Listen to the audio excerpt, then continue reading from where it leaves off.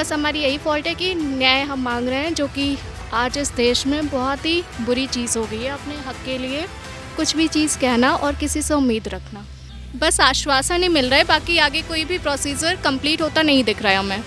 बस मुंह से बोल दिया जाता है कि काम चल रहा है, काम चल रहा है। कहाँ काम चल रहा है? डेमोक्रेसी कहाँ जा रही है, क्या कर रही, कुछ भी समझ में नहीं आ रहा।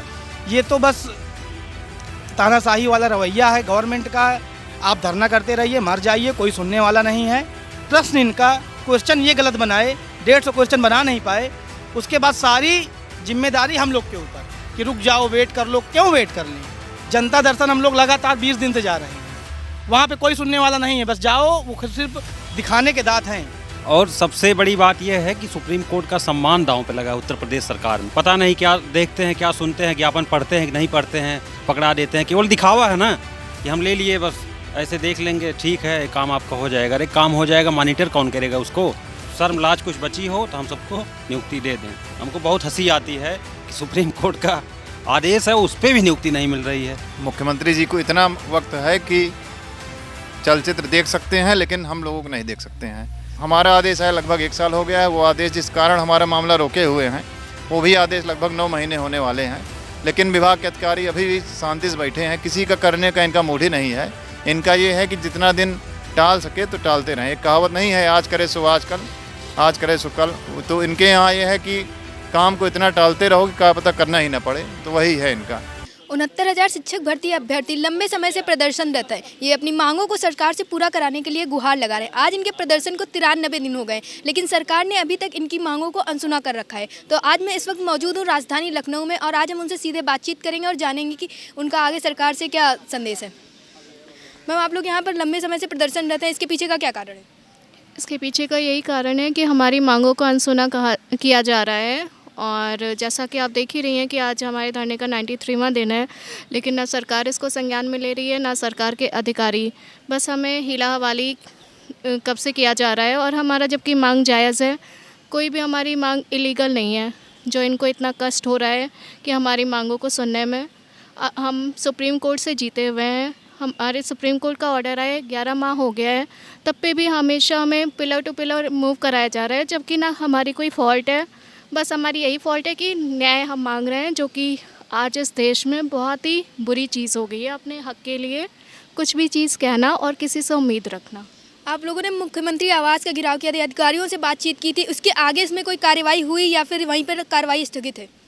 हमारी कार्रवाई बस ऐसे हमें पिलर टू पिलर मूव कराया जा रहा है। बस हमें कहीं भी मतलब कि दिखाई नहीं दे रहा है कि हमारी प्रोसेसिंग आगे बढ़ रही है। बस हमें एक तसल्ली दी जा रही है कि आपका प्रोसेस पेंडिंग है, वो बढ़ रहा है, लेकिन कब होगा बस आश्वासन ही मिल रहा है, बाकी आगे कोई भी प्रोसीजर कंप्लीट होता नहीं दिख रहा है हमें। मैम, एक तरफ सरकार कहती है नारी शक्ति वंदन जैसे नारे लगा रही है, और आप लोग यहाँ पे प्रदर्शन कर रहे हैं लंबे समय, इस पर आप क्या कहेंगे? इस पर मैं यही कहूँगी कि जो जैसा दिखता है, जो जैसा कहता है वैसा होता नहीं है। बस ये मात्र एक छलावा है, बाकी मैं कुछ नहीं कहना चाहूँगी।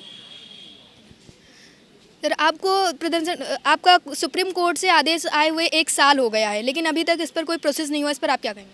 देखिए, इस पे सुप्रीम कोर्ट ने कह दिया कि 1 नंबर दे के इनको नियुक्त कर दो, मेरिट बना के। आज 1 साल हो गया है, सुप्रीम कोर्ट के आदेश का पालन नहीं हुआ। तो सीधी सीधी बात यही है कि कोई भी डेमोक्रेटिक कंट्री चलाने के लिए 3 पिलर होते हैं: कार्यपालिका, न्यायपालिका, विधायिका। विधायिका हमारे योगी जी हो गए, कार्यपालिका हमारे ऑफिसर्स हो गए, न्यायपालिका ने हमें बोल दिया है। और न्यायपालिका ये बाध्य करती है कि न्यायपालिका जो आदेश देगी उसकी कार्यपालिका और विधायिका उसका अच्छा सा पालन करेगी। अब लेकिन आप ये देखिए कि 1 साल हो गए हैं और अभी तक किसी भी प्रकार का ना पालन किया गया है, ना कोई ठोस कदम उठाया गया है। बस मुंह से बोल दिया जाता है कि काम चल रहा है, काम चल रहा है। कहाँ काम चल रहा है? उसके बाद सुप्रीम कोर्ट का आदेश हो गया।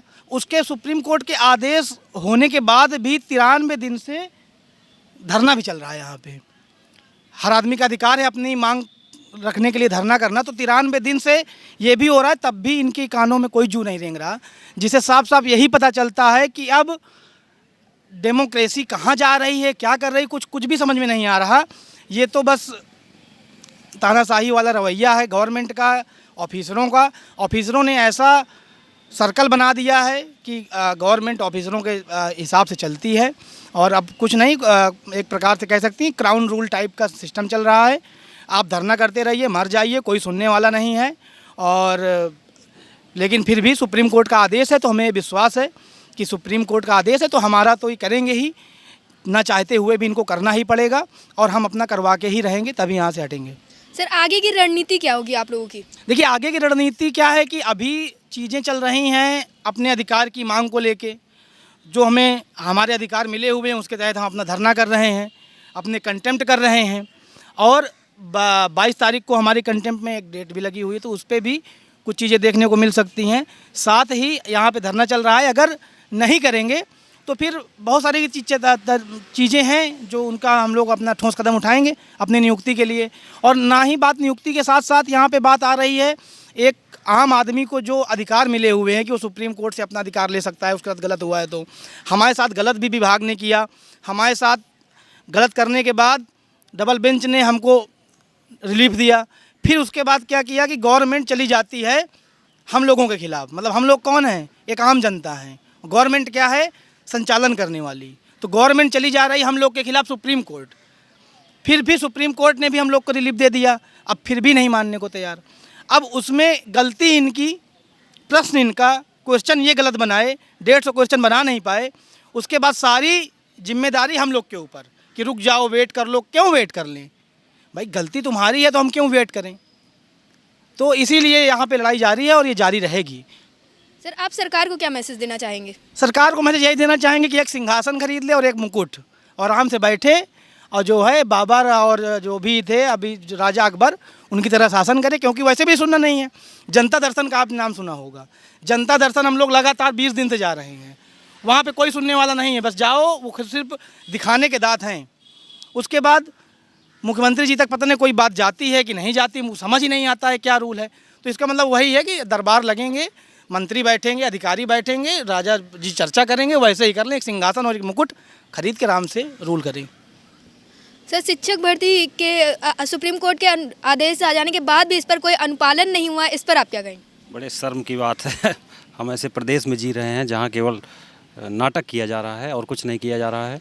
हम सब लगातार जनता दरबार में जाते हैं, योगी जी जनता दरबार लगाते हैं, लेकिन वहाँ जो उनके ओएसडी हैं इस तरह जैसे अपने को दिखाते हैं, जैसे लगता है इतने बिजी हैं कि इनको एक सेकंड का समय नहीं है। अगर आप किसी मैटर को नहीं सुनेंगे ढंग से, आप उस पर क्या करवाएंगे? 20 बार मिला जा चुका, उस पर आपने क्या किया? आपने कोई कार्रवाई नहीं किया। और सबसे बड़ी बात यह है कि सुप्रीम कोर्ट का सम्मान दांव पे लगा है उत्तर प्रदेश सरकार में। ऐसी सरकार जो सुप्रीम कोर्ट को नहीं सुन रही है। तो वही भाई सही कह रहे हैं, एक मुकुट और एक सिंहासन होना चाहिए और वहाँ बैठिए आप और पूरे खुले मैदान में से लगाइए और वहीं सज़ा सुनाइए। सुप्रीम कोर्ट, हाई कोर्ट कोई मतलब नहीं है, सब मनमाना इनका चल रहा है। देखते हैं कब तक इनका चलता है। सर इस पर अभी तक कोई कार्रवाई नहीं हुई, आगे आप लोगों ने क्या रणनीति बनाई है? आगे आप किससे मिलना चाहेंगे अपनी मांगों को पूरा करवाने के लिए? अब योगी जी बचे हैं, उन्हीं से पर्सनल मुलाकात नहीं हो पाई है। और कुछ बहनें हमारी मिली थी, लेकिन वो भी पता नहीं क्या देखते हैं, क्या सुनते हैं, ज्ञापन पढ़ते हैं कि नहीं पढ़ते हैं, पकड़ा देते हैं। केवल दिखावा है ना कि हम ले लिए, बस ऐसे देख लेंगे, ठीक है एक काम आपका हो जाएगा। अरे काम हो जाएगा, मॉनिटर कौन करेगा उसको? आपको उसको लिखना चाहिए ना यार, लिखवाना चाहिए कि इस पर क्या हुआ, कुछ नहीं हुआ। सुप्रीम कोर्ट का आदेश आप नहीं मानेंगे, हाई कोर्ट के आदेश को नहीं मानेंगे, तो आम जनता की क्या दशा होगी? जो हाँ आम लोग जनता दरबार में जाते हैं उनकी दशा क्या होगी? तो ये नाटक करना बंद कर दें और अगर शर्म लाज कुछ बची हो तो हम सबको नियुक्ति दे दें। हमको बहुत हंसी आती है कि सुप्रीम कोर्ट का आदेश है उस पर भी नियुक्ति नहीं मिल रही है। हम हंसते हैं कभी कभी, अब रोना वोना नहीं आता। 93 दिन हो गया, हम बैठे बैठे मजबूत हो गए हैं और बैठे रहेंगे, मरेंगे नहीं। मर जाएंगे तो उस दिन हमारी लाश चली जाएगी। सर इतने लंबे समय से यहाँ पर प्रदर्शन हो रहा है, इसके पीछे आप लोगों को सामाजिक उत्पीड़ना झेलनी पड़ती होगी ज़रूर। तो सर उस सामाजिक उत्पीड़ना में ऐसी क्या क्या उत्पीड़ना है जो आप लोगों को झेलनी पड़ती है? देखिए जब हम लोग धरना देने आए थे 8 अगस्त के तारीख से हम लोग आए थे, निदेशालय गए थे जहाँ विभाग के सारे अधिकारी बैठते हैं। तो उस दिन विभाग के अधिकारियों ने हमको इको गार्डन में फेंकवा दिया, मतलब पुलिस के माध्यम से कह दिया इनको विसर्जित कर दो। उसके बाद से 15 अगस्त हम लोगों ने यहीं मनाया। रक्षाबंधन पे जो हर साल बहनों के साथ मनाया जाता था यहीं मनाया गया। उसके बाद भी तमाम त्यौहार आते गए। अब दशहरा आया था, भरत मिलाप वगैरह आया था और दिवाली भी आ रही है। ऐसे में परिवार का ये कहना है कि तुम अब त्यौहार घर पे क्यों नहीं मनाते हो, घर के बाहर क्यों रहते हो। तो सारा त्यौहार यही मना रहे हैं और विभाग के अधिकारी के कारण हम लोग जो घर से दूर हो रहे हैं, हम लोग तो माफ़ कर देंगे, लेकिन वो जो माँ जो बहन घर पे हर त्यौहार पे अपने बेटे बेटियों का इंतजार करती हैं, वो कभी नहीं माफ़ करेंगी। और सरकार के अधिकारियों के आँख में पता नहीं क्या आ गया है, कौन सी ऐसी चीज़ आ गई है कि उनको दिखाई नहीं देता है हम लोगों को कष्ट, जबकि अधिकारी भी खुद हम लोगों के समकक्ष ही हैं। कुछ अधिकारी तो हमारे यहाँ शिक्षा मित्र आते हैं, लगभग शिक्षा मित्रों की एज 50+ रहती है। तो अधिकारी जो यहाँ बैठाए गए हैं लगभग 40 के अंदर हैं या कोई 45 साल का है। तो ये चीज़ें हैं कि अधिकारी देखते हैं हमसे बड़ी उम्र का, उनसे भी बदतमीजी से बात करते हैं, भगाते हैं, रुलाते हैं। तो ये सब ईश्वर देख रहा है। और हम लोग अब बहुत दिन से बैठे थे, हमारी ये मांग थी कि योगी आदित्यनाथ जी से मुलाकात हो जाए, लेकिन योगी आदित्यनाथ जी को फुर्सत ही नहीं है। अभी फिल्म आई थी कंगना रनौत के साथ, उप मुख्यमंत्री ब्रजेश पाठक, जो हम लोगों को हमेशा टाटा बाय बाय करते हैं, भगा देते हैं। और योगी जी उनके साथ फिल्म देखे, तेजस फिल्म बड़ी अच्छी थी। मुख्यमंत्री जी को इतना वक्त है कि चलचित्र देख सकते हैं, लेकिन हम लोगों को नहीं देख सकते हैं। तो यही समझ में आ रहा है कि अब मुख्यमंत्री से भी भरोसा हम लोगों को उठ गया है। अब केवल भगवान भरोसे बैठे हैं। भगवान जब तक यहाँ बैठा है बैठे हैं, और अगर हमारी नियुक्ति या अपॉइंटमेंट का लेटर जारी नहीं करेंगे तो फिर ऊपर वाला देख रहा है और सज़ा देगा। और यही हम लास्ट में कहना चाहते हैं कि इनके गुनाहों को ईश्वर तो माफ़ कर देगा, लेकिन हम लोग कभी नहीं माफ़ करेंगे। सर, आप सरकार को क्या मैसेज देना चाहेंगे? सरकार को यही मैसेज देना चाहेंगे कि आप लोग थोड़ा हम अभ्यर्थियों को देखिए। जैसे 69,000 शिक्षक भर्ती में तमाम प्रकरण हैं।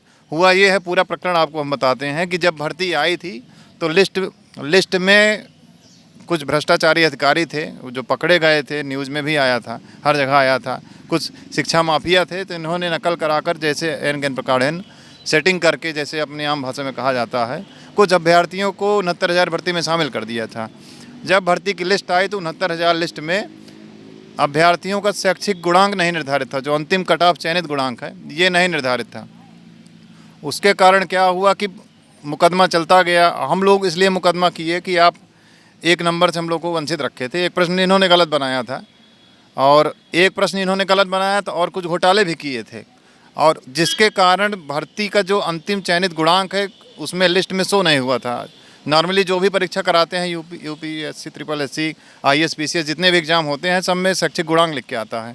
तो इस जो भर्ती की लिस्ट आई थी, सिलेक्शन लिस्ट आई थी, 1 जून 2020 में आई थी, तो उसमें शैक्षिक गुणांक परिभाषा प्रश्न गलत था।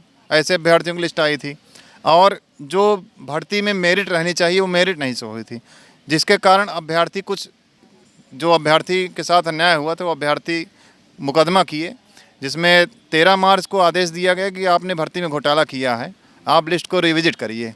और हम लोगों को जो आर्डर था 9 नवंबर 2022 को आया था, उच्चतम न्यायालय ने दिया था, सुप्रीम कोर्ट, और देश की सबसे बड़ी अदालत। तो अदालत का मुकदमा 9 नवंबर को आया। सरकार के विभाग ने घोटाला किया था, गलत अभ्यर्थियों की सेटिंग करके एंट्री की थी। तो अधिकारी भी राम भरोसे बैठे थे कि जब आरक्षण का आर्डर आएगा तब इनका करेंगे। और आरक्षण का आर्डर ऐसा आया है कि आप 3 महीने में जो पूरी भर्ती की लिस्ट थी उसको आप रिविजिट करके मेरिट गुणांक दिखा के लिस्ट जारी करिए। हमारा आदेश है, लगभग 1 साल हो गया है। वो आदेश जिस कारण हमारा मामला रोके हुए हैं, वो भी आदेश लगभग 9 महीने होने वाले हैं, लेकिन विभाग के अधिकारी अभी भी शांति से बैठे हैं। किसी का करने का इनका मूड ही नहीं है।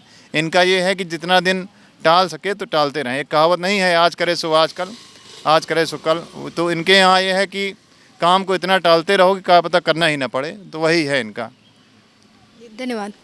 तो मेरे साथ थे शिक्षक भर्ती अभ्यर्थी जो कि लंबे समय से प्रदर्शन कर रहे थे और अभी तक इनकी मांगों को सरकार ने नहीं पूरा किया है। इनको अगली तारीख मिली है 22 तारीख को। अब देखना ये है कि 22 तारीख को इनकी नियुक्ति पत्र मिलता है इनको या नहीं मिलता। कैमरामैन विवेक के साथ महमूद, आप देख रहे हैं अटल टीवी।